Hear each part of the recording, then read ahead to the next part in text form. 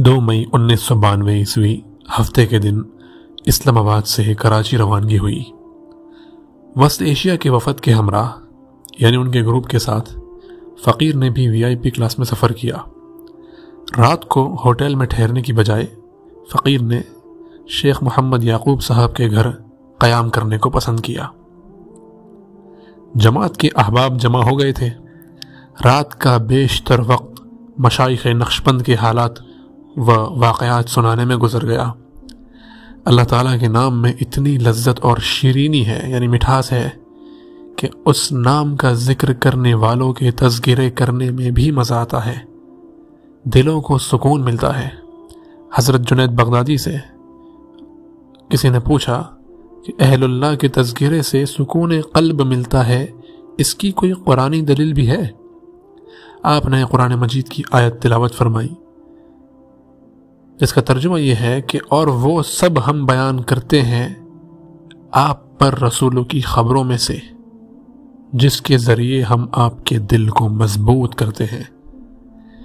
3 مئی 1992 عیسوی کو صبح سویرے نور کے تڑکے کراچی ایئرپورٹ پر پہنچے۔ یہ معلوم کر کے خوشی ہوئی کہ ازبکستان ایئر لائن کی فلائٹ تاشقند سے کراچی آ چکی ہے۔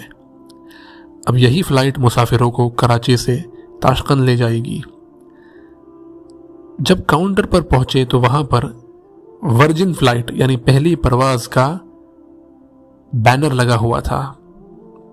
شیخ ایرانی نے آیت پڑھی جس کا ترجمہ یہ ہے کہ ہم نے ان کو یعنی حوروں کو پیدا کیا، پس ہم نے ان کو کنواریاں بنایا۔ پھر ہم کہنے لگے کہ اللہ تعالیٰ جنت میں بھی اپنے پیاروں کو کنواری لڑکیاں عطا کرے گا۔ آپ کو تو دنیا میں کراچی سے تاشقند کی فلائٹ بھی پہلی نصیب ہو رہی ہے، الحمدللہ۔ پوری پرواز میں دینی وضاقتہ کا کوئی دوسرا مسافر نظر ہی نہیں آ رہا تھا۔ جہاز کی نشستیں آدھی سے زیادہ خالی تھیں یعنی ان کی سیٹس۔ جہاز میں اب یہاں پر حضرت پیر صاحب کی کسی سے ملاقات ہوئی تھی جو ایتھیسٹ تھا،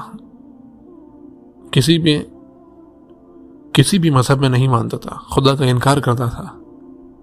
تو حضرت فرماتے ہیں کہ جہاز کو پرواز کیے ابھی آدھا گھنٹہ ہی گزرا تھا، یعنی جہاز جو ایئرپلین جو ہے اس کو ٹیک آف کیے ہوئے ابھی آدھا گھنٹہ ہی گزرا تھا کہ قریبی نشست پر بیٹھے ہوئے ایک نے فقیر سے گفتگو کا آغاز ان الفاظ میں کیا: میں چند سال پہلے روس یعنی رشیا انجینئرنگ کی تعلیم حاصل کرنے کے لیے آیا تھا۔ جب ڈارون کی تھیوری پڑھی تو حقیقت کھولی کہ مذہب کی اپنی حقیقت کوئی نہیں ہے۔ انسانوں نے اپنی غمی خوشی کو نمٹانے کے لیے طور طریقے اپنا لیے ہیں۔ عالم حضرات فقط دینی کتابیں پڑھ لیتے ہیں، ان بیچاروں کو دنیا کا کیا پتہ، خود بھی گمراہ ہوتے ہیں، دوسروں کو بھی گمراہ کرتے ہیں۔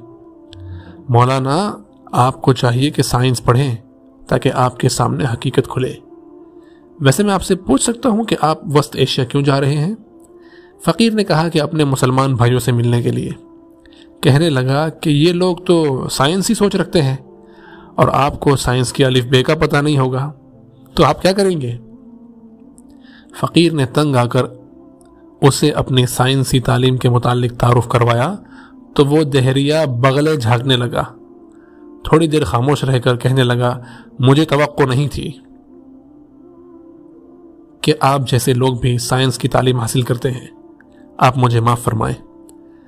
اچھا، میرے ذہن میں ایک سوال ہے، آپ مہربانی فرما کر اس کا جواب عطا فرمائیں۔ سوال یہ ہے کہ جو لوگ قرآن کو بغیر سمجھے پڑھتے ہیں ان کو اس کا ثواب کیسے ملتا ہے؟ فقیر نے کہا کہ حدیث پاک میں آیا ہے کہ قرآن مجید کو سمجھ کر پڑھیں یا بغیر سمجھے پڑھیں، دونوں صورتوں میں ثواب ملتا ہے۔ کہنے لگا کہ بغیر سمجھے ثواب ملنے والی بات سمجھ میں نہیں آتی، کوئی پکی دلیل دیں۔ فقیر نے کہا کہ اچھا بتاؤ کہ اگر کوئی شخص کاف ہا یا عین صاد پڑھے تو کیا اس کو اجر ملے گا؟ کہنے لگا کہ ہاں، قرآن کا لفظ ہے۔ فقیر نے پوچھا کہ اس کے معنی کیا ہے؟ کہنے لگا کہ حروف مقطعات کے معنی تو نہیں بتائے گئے۔ فقیر نے کہا کہ اگر لفظ کے معنی سمجھے بغیر اس کو پڑھنے پر اجر ملتا ہے تو دوسرے الفاظ کے پڑھنے پر اجر کیوں نہیں ملے گا؟ کہنے لگا اچھا بتائیں کہ نماز کو عربی میں پڑھنا کیوں ضروری ہے؟ ہم اپنی زبان میں کیوں نہیں پڑھ سکتے؟ فقیر نے کہا کہ اعمال کے اپنے اپنے درجات ہیں، مثلا دعا مانگنا سنت ہے، اس کو اپنی زبان میں مانگنے کی اجازت دے دی گئی، مگر نماز فرض ہے، اس کے لیے ضروری قرار دیا گیا کہ انہی الفاظ میں ہو جن الفاظ میں نبی علیہ السلام نے پڑھی۔ اگر اپنی زبانوں میں پڑھنے کی اجازت دے دی جاتی تو آج 1400 سال گزرنے پر اس کی شکل ہی مسخ ہو چکی ہوتی، یعنی بگڑ چکی ہوتی، ڈسٹارٹ ہو چکی ہوتی۔ امت اس کو پڑھنے کی بجائے طبلے اور سارنگی کے ساز پر گایا کرتی، عبادت کا نظام ہی درہم برہم ہو جاتا۔ کہنے لگا کہ مولانا میری نظر میں آپ بڑے ذہین آدمی ہیں۔ اب اس کے جواب میں حضرت پیر صاحب نے اسے جو بات کہی وہ سننے والی ہے کہ فقیر نے کہا کہ میری نظر میں تو آپ انتہائی بیوقوف انسان ہیں۔ آپ پیدا ہوئے مسلمان گھرانے میں، مگر روس جا کر آپ دین گنوا بیٹھے، کاش کہ آپ کو آپ کی ماں نے جنا ہی نہ ہوتا۔ فقیر کے یہ توجہ بھرے الفاظ اس دہریے کے دل پر بجلی بن کر گرے، اس کی آنکھوں سے آنسو بہنے لگے۔ کہنے لگا مولانا میں توبہ تائب ہو کر نئے سرے سے مسلمان ہوتا ہوں۔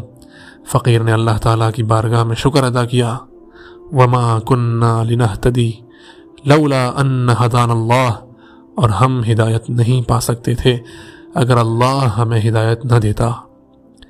تھوڑی دیر میں ایئر ہوسٹس نے اعلان کیا کہ ہم تاشقند کے ایئرپورٹ پر اترنے والے ہیں۔ فقیر نے کلمے کا ذکر کرنا شروع کر دیا۔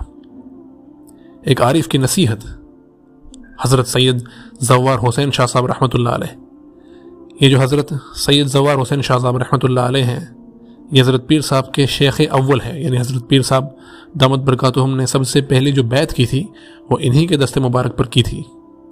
تو وہ فرمایا کرتے تھے کہ جہاز کے جو حادثے ہیں عموماً اوپر چڑھتے وقت یا نیچے اترتے وقت پیش آتے ہیں، لہٰذا مسافروں کو چاہیے کہ جب جہاز اڑنے لگے تو کلمے کی تکرار کر لیا کریں، اور جب اترنے لگے تو بھی کلمے کی تکرار کر لیا کریں۔ کیا پتہ یہ آخری پرواز ہو، جب حادثہ پیش آتا ہے اس وقت کلمہ پڑھنے کی فرصت کہاں؟ چند منٹ رجوع اللہ کرنے سے ایک تو ذکر الہی کا ثواب ملے گا، دوسرا اگر حادثہ پیش آ گیا تو حدیث مبارکہ من کان آخر کلامہ لا الہ الا اللہ دخل الجنہ، جس کا آخری کلام لا الہ الا اللہ ہوگا وہ جنت میں داخل ہوگا۔ اس کے مطابق ایمان پر مرنا نصیب ہوگا۔ یہ معارف اہل اللہ کے دلوں میں ہی وارد ہوتے ہیں۔ عوام الناس یعنی عام جو لوگ ہوتے ہیں ان کی سوچ ان سب سے بہت پیچھے رہ جاتی ہے۔ یہاں پر حضرت پیر صاحب جب تاشقند میں اتر گئے، اس کے بعد وہ کہاں گئے، کن سے ملاقات کی، اس کو انشاءاللہ اگلی ویڈیو میں تذکرہ کیا جائے گا۔ آپ ضرور چینل کو سبسکرائب بھی کر لیں، ویڈیو کو لائک بھی کریں، اور جتنا آپ ویڈیو کو لائک کریں گے یوٹیوب زیادہ سے زیادہ لوگوں تک اس کو پہنچائے گا، اور اس ثواب میں آپ بھی انشاءاللہ حصے دار بنیں گے۔